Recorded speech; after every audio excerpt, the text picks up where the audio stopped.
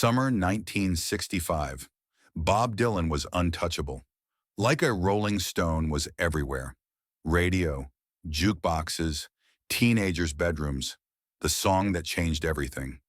6 minutes of raw truth that somehow became the biggest hit of the year.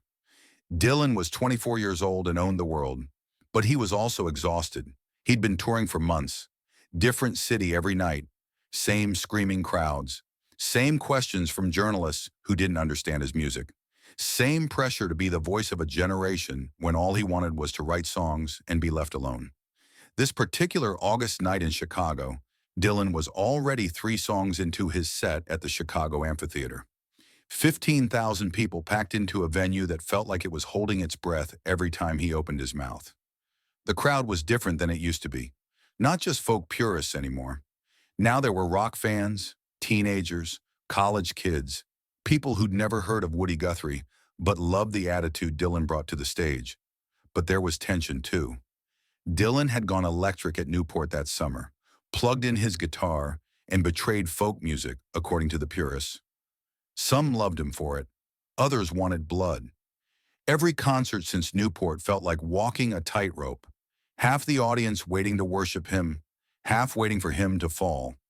Dylan stood center stage with his acoustic guitar, leather jacket catching the spotlight. His hair was wild, curly, untamed. He looked like someone who hadn't slept in weeks, which was accurate. He was in the middle of a song when he noticed the man.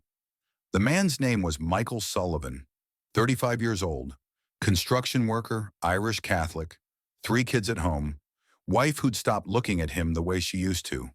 Mike Sullivan had been drinking since noon, started at Murphy's Tavern on the south side, few beers with the guys from work, then a few more. Then someone mentioned Bob Dylan was playing tonight. Dylan's a phony, Mike had announced to the bar. All these kids think he's some genius. He's just a kid with a guitar. His buddy Jimmy had laughed. You gonna tell him that? Maybe I will. The idea stuck. By the time Mike bought a ticket from a scalper outside the amphitheater, he'd convinced himself he had a mission. Someone needed to challenge Bob Dylan. Show these kids that their hero was just another performer, no different than anyone else. Mike made it to his seat in row 12. The alcohol made everything shimmer and blur. The stage lights were too bright. The crowd was too loud. But Bob Dylan was right there on stage like he owned the place, and something in Mike's drunk brain decided that wasn't acceptable. Dylan was singing, lost in the music.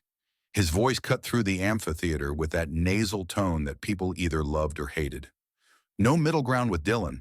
The crowd was swaying, singing along. 15,000 people connected to this one scruffy kid on stage. Then Mike Sullivan stood up. At first, nobody noticed. Just another drunk concert goer. Happens at every show. But Mike didn't sit back down. He started moving toward the stage, pushing past people in his row, stumbling slightly but moving with purpose. Sit down, someone said. Mike ignored them. Security guards noticed, started moving toward row 12. But the amphitheater was packed. Getting through the crowd took time. Mike made it to the aisle, started walking toward the stage. Each step felt important, necessary. He was going to do something these kids would remember. Dylan was still singing, still hadn't noticed, but the crowd noticed. People started pointing, murmuring. The energy in the room shifted. Something was happening. Mike reached the front. The stage was right there, just a few feet high. Easy to climb if you were determined, and Mike Sullivan was very, very determined. Dylan saw the movement in his peripheral vision, stopped playing mid-verse. A man was climbing onto the stage, rumpled work shirt, loose tie, hair messy and sweaty, moving with the particular lack of coordination that only comes from serious drinking. For a second, Dylan just stood there, guitar in hand, trying to process what was happening. The man stumbled onto the stage fully, straightened up, looked at Dylan with wild, unfocused eyes. 15,000 people went silent. Mike Sullivan grabbed the microphone stand to steady himself. The spotlight was blinding, hotter than he'd expected. The crowd was just darkness beyond the lights. But Bob Dylan was right there, 3 feet away, real, smaller than Mike expected. You, Mike said into the microphone. His voice boomed through the amphitheater. loud, slurred, aggressive. You think you're so special? Dylan's expression was unreadable. Surprise, annoyance, maybe a flicker of amusement. Hard to tell. You think you're a genius? Mike continued. You're just a kid, just like everyone else. The crowd started reacting. Boos, some nervous laughter. Someone shouted for security. Dylan raised his hand, not defensive, just acknowledging, like he was telling everyone to wait. Security guards were climbing onto the stage now. 3 of them, big guys in dark suits, ready to remove the drunk man who'd interrupted the show. But Dylan waved them off, actually waved them off. The guards stopped, confused, looking at each other, waiting for Dylan to change his mind. Mike Sullivan swayed slightly, kept his grip on the microphone stand, waiting to see what Bob Dylan would do. What happened next, nobody expected. Dylan set his guitar down carefully, leaned it against his amplifier, walked toward Mike Sullivan with deliberate slowness. The amphitheater held its breath.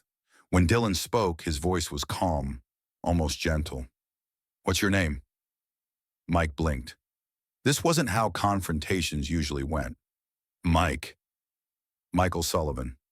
Okay, Mike. Dylan stood just out of reach. Not threatening, not friendly, just present. What do you want? I want... Mike's brain struggled through the alcohol fog. I want you to prove you're not a phony. How would I do that? The question hung in the air.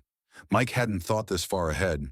He'd imagined confronting Dylan, challenging him, showing everyone, but he hadn't planned what came after. Sing something real, Mike said finally. Not your protest songs, not your hits, something that actually means something. Dylan studied him, the drunk construction worker who'd crashed his concert, the man who was now the center of attention for 15,000 people. All right, Dylan said quietly. He walked back to his guitar, picked it up, adjusted the strap, looked at Mike Sullivan. But you're staying up here with me. The crowd erupted. Cheers, laughter, confusion. Nobody knew what was happening, but everyone knew it was unprecedented. Mike looked at the security guards. They looked at Dylan. Dylan nodded. The guards stepped back. Dylan positioned himself at his microphone. Mike still stood at the other mic stand, unsure what to do with his hands. This is for Mike, Dylan said to the audience. A real song. What Dylan sang next became legendary. It wasn't one of his hits, wasn't a protest song. It was something he'd been working on. Rough, unfinished, but raw in a way that cut through everything. The song was about being lost, about pretending to have answers when you're just as confused as everyone else, about the weight of expectations, about being human underneath the myth. Dylan sang directly to Mike Sullivan, and Mike, drunk and confused and suddenly overwhelmed, just stood there, listening. The words hit different when you're 3 feet from the person singing them.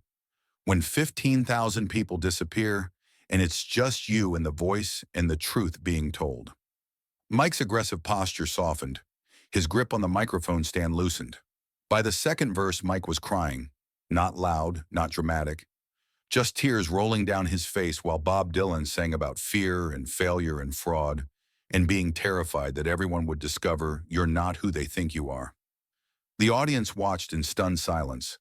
This wasn't a concert anymore. This was something else, something intimate and uncomfortable and beautiful. When the song ended, Dylan stopped playing, let the silence stretch. Mike wiped his face with his sleeve. I'm sorry, he said into the microphone. I don't know why I'm sorry. Dylan looked at him. Don't be sorry. You asked for something real. I gave you something real. That's fair. Then Dylan did something nobody expected. He asked Mike Sullivan to stay on stage for the rest of the song. Just stand there, Dylan said. Don't sing. Don't do anything. Just stand there and listen. Mike nodded, too overwhelmed to argue. Dylan started playing again. This time it was a song everyone knew, one of his hits. But with Mike standing there, drunk and crying and human, the song meant something different. The crowd sang along, quietly at first, then louder, until 15,000 people were singing with Bob Dylan while a construction worker cried on stage. It was the most powerful moment of Dylan's career up to that point. When the song ended, Dylan turned to Mike. You good? Mike nodded. Yeah, I'm good. Security will take you back to your seat. Or home if you need it. Your choice. Can I shake your hand? Dylan smiled. Actually smiled.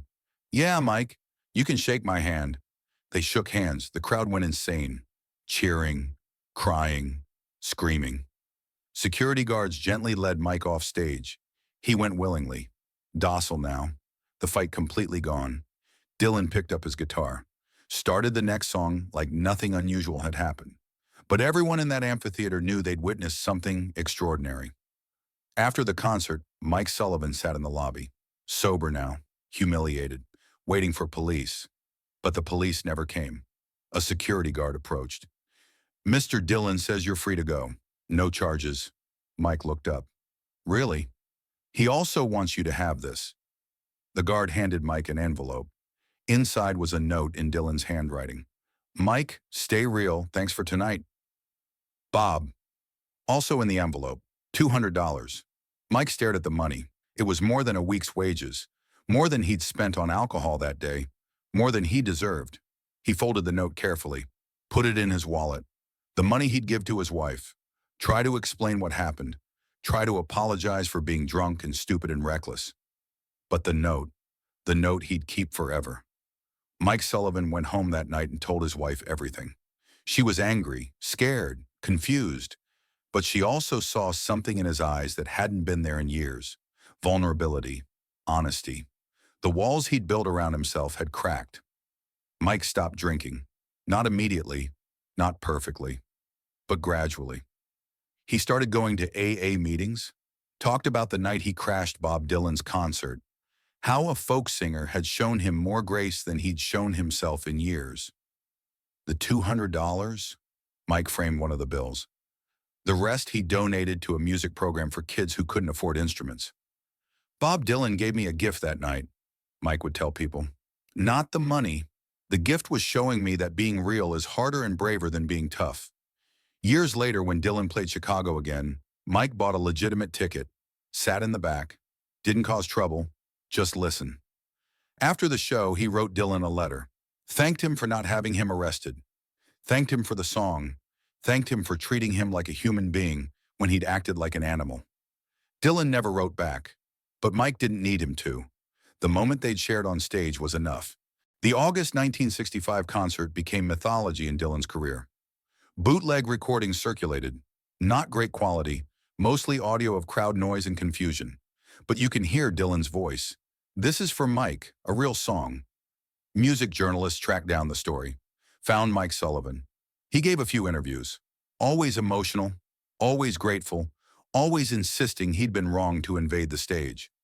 But Dylan turned my worst moment into something beautiful, Mike said. That's what real artists do. They take the broken things and make them mean something. Dylan rarely talked about the incident. When asked, he'd shrug. Guy was drunk, wanted something real, so I gave him something real. Not complicated, but people who were there that night remember. Remember the drunk man crying while Bob Dylan sang. Remember the unexpected grace. Remember feeling like they'd witnessed what music was really for. Not entertainment, not protest, not fame, connection. Between broken people in a broken world, trying to find something true. Years later, Rolling Stone magazine listed the incident in their 50 greatest concert moments, not because of the music, because of the humanity. Bob Dylan could have had Mike Sullivan arrested, the article read. Instead, he gave him a song, a handshake, and $200, and in doing so, reminded everyone watching that compassion is more powerful than control. Mike Sullivan died in 2003. His funeral was attended by his wife, his 3 kids, and his 7 grandchildren. In his coffin, folded in his hand, was the note from Bob Dylan. Stay real. Thanks for tonight. In the end, Mike Sullivan had done exactly that. He'd stayed real, and the drunk man who invaded Bob Dylan's stage became living proof that sometimes the people who challenge us give us exactly what we need, even if neither of us knows it at the time. The story of Mike Sullivan and Bob Dylan became shorthand for something larger than both of them. It became about what happens when fame meets humanity, when expectation meets reality, when someone demands authenticity and actually receives it. Dylan could have destroyed Mike that night, humiliated him, Had him removed, made him a villain in rock history. Instead, Dylan gave him dignity, gave him a moment, gave him a song that acknowledged both of their fraudulence and both of their truth. We're all Mike Sullivan, a music critic wrote in 2015, 50 years after the incident, drunk on our own certainty, demanding answers from people who have the same questions we do. Bob Dylan's genius that night wasn't in his music. It was in recognizing himself in the drunk man who crashed his stage. The concert recording still circulates, not professionally released, just passed between fans, treasured not for the music quality, but for what it represents. A moment when a legend acted like a human being, and a drunk man discovered grace existed in places he'd never thought to look. Mike Sullivan challenged Bob Dylan on stage in 1965, and Bob Dylan responded with something that stunned 15,000 people. Not anger, not dismissal, not superiority, just one broken human being offering another broken human being a song, and a reminder that we're all just trying to figure it out. Even the legends, even the drunks, even the people we think have all the answers, especially them. If this story moved you, subscribe for more untold music history. Mike Sullivan walked onto Bob Dylan's stage drunk and demanding proof his hero was real. What he got was a song, a handshake, $200, and grace he didn't deserve. He stopped drinking, changed his life, all because Dylan chose compassion over control. This wasn't just a concert interruption. It was proof that music is about connection between broken people trying to find something true. Have you ever received grace when you deserved judgment? A time when someone saw past your worst behavior and gave you dignity anyway? Share your story below. Subscribe for next week's story about another legend who chose humanity over fame. Mike kept Dylan's note until he died. Stay real. Thanks for tonight. Sometimes the people who challenge us give us exactly what we need.